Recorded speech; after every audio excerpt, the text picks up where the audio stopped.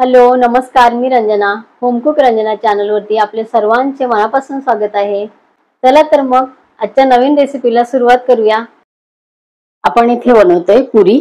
तर पुरी बनवण्यासाठी इथे मी घेतलेला आहे जाडसर पीठ आहे। हे पीठ जाडसर आहे। तर दळण्यामध्ये मी घेतलेले आहे गहू, त्यानंतर थोडीशी सोयाबीन घेतलेली आहे, थोडीशी मका मी इथे घेतलेली होती।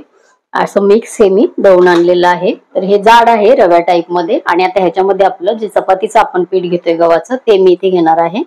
तर ते वाटीचं माप मी तुम्हाला इथे सांगते। तर हे पीठ मी घेतलेलं आहे 3 वाट्या या वाटीच्या मापाने। तर इक्वल प्रमाणामध्ये पण तुम्ही हे जाड पीठ घेऊ शकता किंवा कमी प्रमाणात असेल तरी सुद्धा घेऊ शकता। तर इथे मी या 3 वाटीमध्ये चौथी वाटी घालते याची साध्या गव्हाच्या पिठाची, जे आपल्याला चपातीचं वापरतो आपण ते। इथे 3 वाट्याच मी इथे गव्हाचं पीठ घेणार आहे। जाड हे पीठ आपलं कमी जास्त असेल तरी काही प्रॉब्लेम नाहीये। इथे घालणार आहे मी 1 टीस्पून साखर। तर हे साखर घालण्याचं कारण आहे की आपल्या पुऱ्या छान तरतरीत फुगलेल्या असतात बराच वेळ, आणि कलरही चेंज होत नाही, छान कलर येतो आणि पुरी तेलकट आणि वातड होत नाही।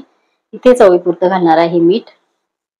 तर इथे चपातीला टाकतो आपण त्यापेक्षा थोडंच व्यवस्थित मीठ घालायचं आहे, कारण आपण पुरी बनवतोय। हे सर्व मिक्स करून घेणार आहे मी। इथे पिठी साखर जर तुम्ही वापरली तर बेटरच आहे, पण नसेल वेळेवर तर तुम्ही ही साखर वापरू शकता। पण थोड्या वेळ आपल्याला पीठ छान मुरू द्यायचं आहे साखर घातल्यानंतर, कारण जाड दाणे असतात साखरेचे। तर मी इथे बारीक पिठी साखर माझ्याकडे नव्हती आता केलेली, त्यामुळे मी त्यात दाण्यावाली साखर घातलेली आहे। इथे आपण मिक्स करून झालेला आहे। हा आपल्याला आता कडक व्यवस्थित मळायचा आहे। चपातीला करतो तसं पीठ करायचं नाहीये, कडक मळायचं आहे। तुमच्याकडे मिक्स पीठ दळलेले नसतील जाड तर तुम्ही रवा सुद्धा घालू शकता, पण हे चण्याची डाळ आणि सोयाबीन वगैरे घालून मका घालून जे आपण दळतो तर त्याच्यामुळे पुरीची टेस्ट एकदम छान येते। तर नक्की करून बघा। तर मी हे 3 एकत्र करून 3 ते 4 गहू, मका, सोयाबीन आणि चणा डाळ असं मी मिक्स करून आणि दळलेलं होतं पीठ। तर त्याचं प्रमाण असं नाहीये की एवढंच घ्या म्हणून, मी अगदी गहू जास्त आणि हे अर्धी अर्धी वाटी फक्त टाकलेलं होतं। 1 किलो गहू आणि बाकी सगळं साहित्य मी अर्धी अर्धी वाटी इथे घेतलेलं होतं। थोडंसं जाड पीठ असेल तर पुरी आपली छान येते। थोडं थोडं पाणी घेऊन आणि मळायचं आहे। थोडंसं अगदी अर्धा टीस्पून पेक्षा कमी तेल आहे ते थोडंसं वरती घेऊन आणि परत एकदा व्यवस्थित मी मळते। बघा कडक इथं मळलेलं आहे। तर इथे आपण साखरेचे दाणे घातलेले आहेत। तर एक 20 मिनिटं आपण हे पीठ असं झाकून ठेवू। मी 20 मिनिटानंतर एक सारख्या आकाराचे गोळे तोडून मी इथे पुऱ्या इथे बनवून घेतलेल्या आहेत। तुम्ही बघू शकता एकदम छान या पुऱ्या होतात। थोडीशी साखर घातल्यानंतर पुरीचे एकदम टेक्स्चर बदलून जातं, तेलकटही होत नाहीत आणि आपण जशा पाहिजे तशा खमंग किंवा अगदी कमी कलर वरती सुद्धा तळल्या तरी सुद्धा एकदम छान या पुऱ्या लागतात। साखर टाकून पीठ मळून आणि अशा पुऱ्या नक्की करून बघा।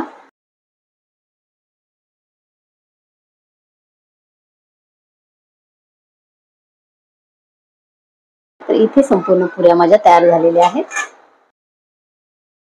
एका पातेल्यामध्ये इथे बघा भरपूर सारं मी पाणी टाकलेलं आहे। तर त्या पाण्याला आपल्याला छान इथे उकळी येऊ द्यायची आहे। 1 तास झाले, 1 तासापासून मी इथे बघा बासमती तांदूळ इथे भिजत लावलेले होते।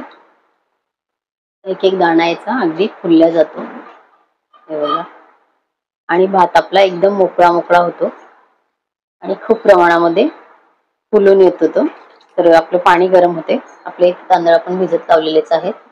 तांदूळ बघा पाण्यातून मी असे निथळत ठेवलेले चाळणीमध्ये आहे, ते एक्स्ट्राचं पाणी पूर्ण इथे आपल्याला काढून टाकायचं आहे। एकीकडे आपलं पाणी गरम झालेलं आहे, ते पाणी आपण आता बाजूला काढून घ्यायचं आहे। इथे आपले तांदूळ संपूर्ण पाणी यातलं निघून गेलेलं आहे। आणि इथे मी घेतलेलं आहे एक मोठी वेलची, मसाला वेलची, आणि ते 5-6 घेतलेले आहेत लवंग, आणि 5-6 इथे घेतले ते काळी मिरी। 1 टीस्पून इथे घेतलेलं आहे जिरं, थोडीशी इथे कोथिंबीर आहे आणि अर्ध इथे लिंबू घेतलेला आहे।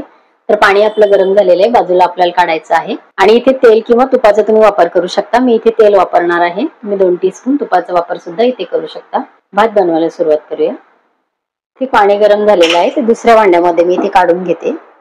इथे मोकळं भांडं आहे हे पातेलं, त्यामुळे याच्यातच आपण इथे भात बनवायचा आहे। हे बघा 2 टीस्पून मी इथे घेतलेलं आहे तेल। तेल गरम झालेले आहे, ते खडे मसाले आपण याच्यामध्ये घालून घेणार आहे। इथे आपल्याला आता जिरं घालून घ्यायचं। जिरे लगेच आपलं तडकतं. आणि इथे आपल्याला ह्यामध्ये आता घालून घ्यायचे आपलं तांदूळ, जो आपण चाळणीमध्ये काढून घेतलेला आहे. तर आपल्याला थोडा वेळ असं थोडासा परतवून घ्यायचा आहे. तूप तेल जे काय असेल त्याच्यामध्ये.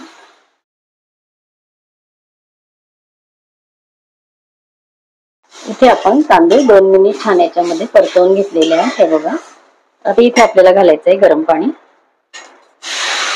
गरम पाणी आपल्याला किती घालायचंय ते इथे दाखवते.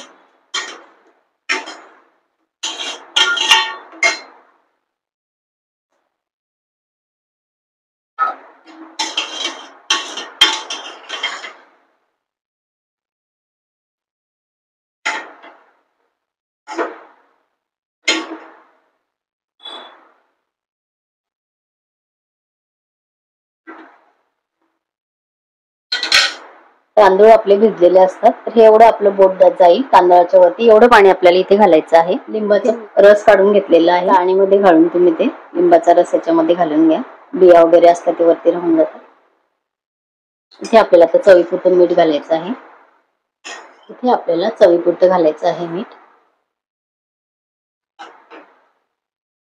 थोडंसं एक्स्ट्राचं गरम पाणी आपलं करून ठेवलं तर अगदीच आपल्याला वाटलं की आपलं पाणी कमी पडतंय, तर आपण थोडंसं पाण्याचा यूज करू शकतो. म्हणून आपलं थोडंसं एक अर्धा ग्लास पाणी आपलं एक्स्ट्रा असू द्यायचं. तर आता इथे आपल्याला छान शिजू द्यायचं आहे. त्याच्यावर मी आता झाकण ठेवून देणार आहे. 5 मिनिटांनंतर आपण हे बघू. हे बघा, तर गॅस आता आपण अगदी मीडियम करूया आणि ह्याच्यावरती आपण झाकण ठेवून देऊ परत पॅक. इथे बघा, आपला भात अगदी मोकळा मोकळा झालेला आहे. इथे आपण गॅस बंद केलेला आहे. कोथिंबीर आपण अशी टाकून इथे ह्याच्यावरती झाकण ठेवायचं आहे आणि असंच झाकण आपल्याला पॅक ठेवायचं आहे. इथे आपलं जिरे भात मस्त खाण्यासाठी तयार आहे. तुम्ही मला फेसबुक आणि इंस्टाग्रामवर सुद्धा फॉलो करू शकता. त्याची लिंक डिस्क्रिप्शन बॉक्समध्ये दिलेली आहे.